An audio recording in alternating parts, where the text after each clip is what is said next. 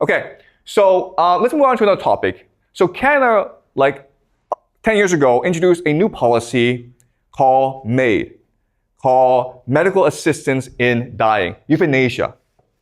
And the idea here is that if you feel life is meaningless, if you're depressed, if you feel that you cannot cure your disease, the government will help you kill yourself. The government will let you die.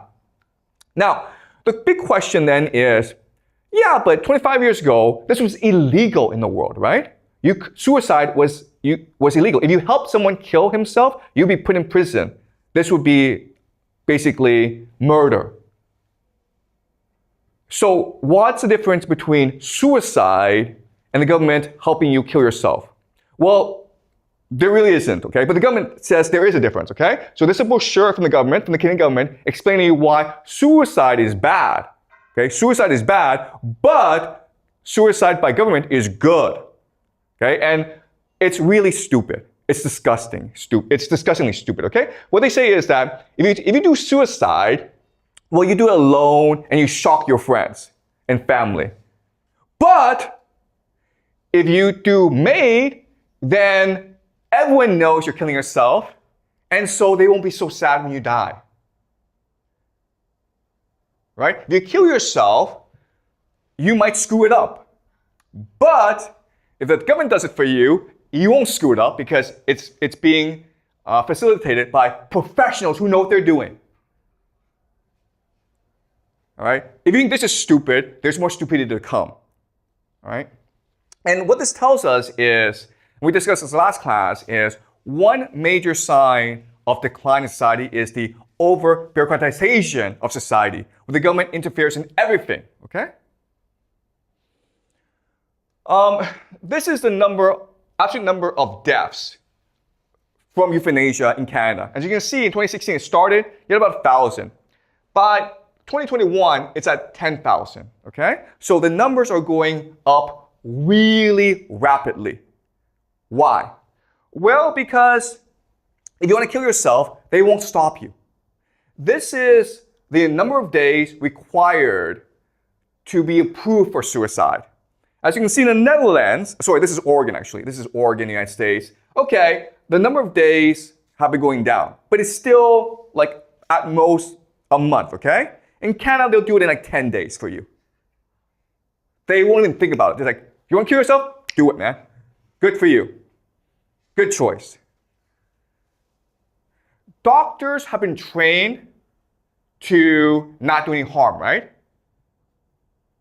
Well, and death ought to be the last resort. But in Canada, death is now the first resort. If you go to a doctor and say, I want to die, the doctor's like, sure, let's do it, man. That's pretty disgusting. All right. Why are people killing so like if you see the number of approval rates have been going way up. It seems as though they have a quota to fill. This is 2019. Only 75% were approved. Now it's 81%. It's almost like they have a quota. They're trying to kill as many people as possible, right?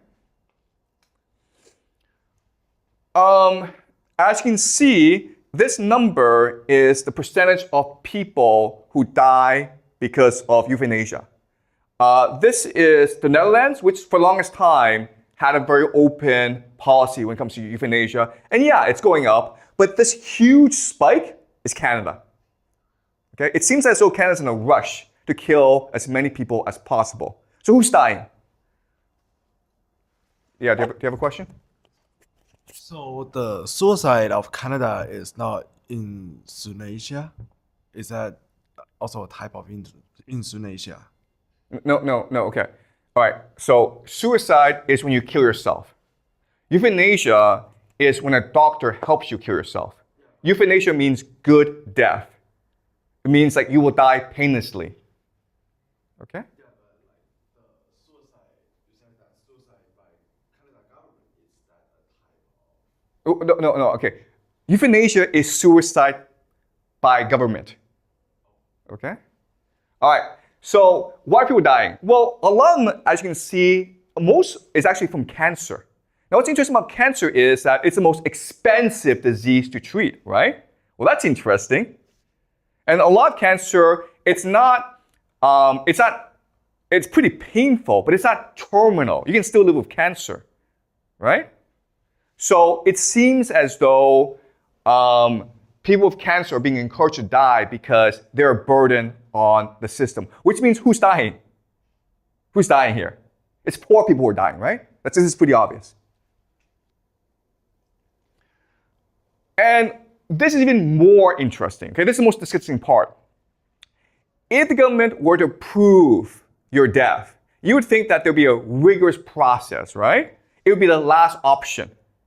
But let's understand why people are killing themselves. And there are two main reasons. The first major reason is loss of ability to engage in meaningful activities. It's because you're not happy. This is a lame reason to kill yourself. Okay? Also, loss of ability to perform activities of daily living. It's harder for you to go buy groceries. It's harder for you to walk around. Okay? So again, what's happening is that poor people are dying. And poor people are encouraged to kill themselves because the poor are being a burden on the medical system. And that's the entire basis of euthanasia. So let me ask you this question. Why is it that 25 years ago, we discouraged euthanasia? In fact, we legal to conduct euthanasia, even if the person was suffering from brain cancer, and the person was just basically in hell every day, the government would not allow euthanasia. Why not?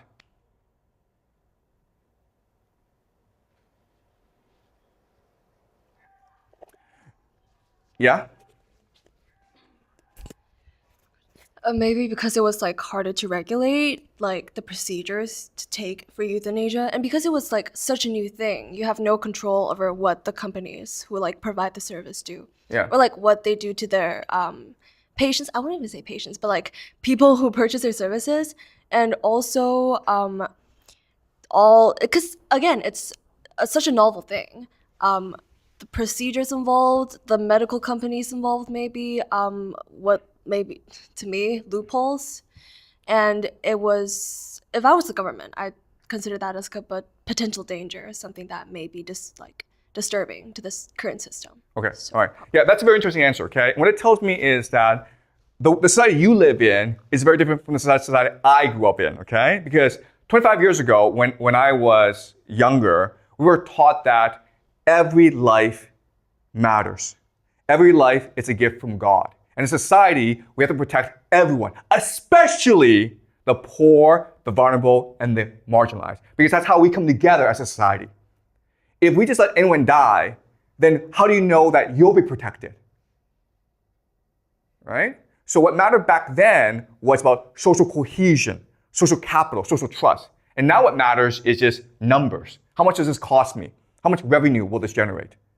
Okay, so that's the difference in the world today. Before, we cared about social cohesion. We cared about morality.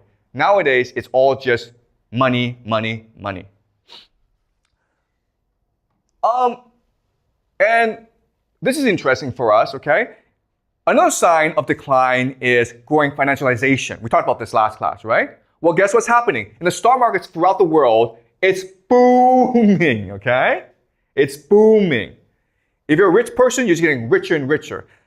10% of the population owns 9% of the stocks in America. Okay, so this is an indicator of how wealthy the rich have become in the past 20 years. In the year 2008, if you bought Amazon, you would buy for $7. Now it's like $300, okay? So that just shows you how wealthy the rich have become due to government policies. At the same time, we talked about this last class, productivity, real economy, the amount of work you do, it's going way down. So we have this absurd situation where the fake economy, the financial economy, it's going way up, but the real economy of jobs, of people doing work, of being productive, it's going way down. Okay? Meaning that we live in a fake world. And the government responds by lying to people. Okay? People know their lives suck. people know that basically the economy is in a recession. That's what the facts say. But the government, and what does the government do? Well, the government says that, oh, it's not really a recession. What it really is a state of transition. Okay, this is what we call gaslighting. This is blatant gaslighting. Rather than just say, you know what, the economy is in trouble and we feel your pain and we're going to work hard to solve the problem, they're telling you, no, it's not black, it's white, guys. You're lying, your eyes, they're lying to you. Don't you see? You're not seeing clearly. Get new glasses and your life will be a lot better. That's like literally what they're telling you. Debt, right? We talked about this last class as well. This is US debt. You can see how the debt is just booming, okay? So up in the year, until the year 1980, for 200 years, America's existence, there was very little debt. Now, look at this, okay? America right now is $37 trillion in debt. That's the government, okay? The people with their credit card debt, with their mortgages, they owe $17 trillion. They're never paying that off. So basically the middle class in America, it's finished. Okay? The government has no more resources. This is what decline looks like. No one's having children anymore, okay? So the world sucks and young people are like, screw this, I'm not having kids. Okay, and this is happening throughout the world. Canada is selling its resources to outside investors. Okay, so oil is a big Canadian resource. As you can see, a lot of the big players in Canada are actually American or overseas. When it says Canada, it usually means British people. So Canadians don't even own their own resources anymore.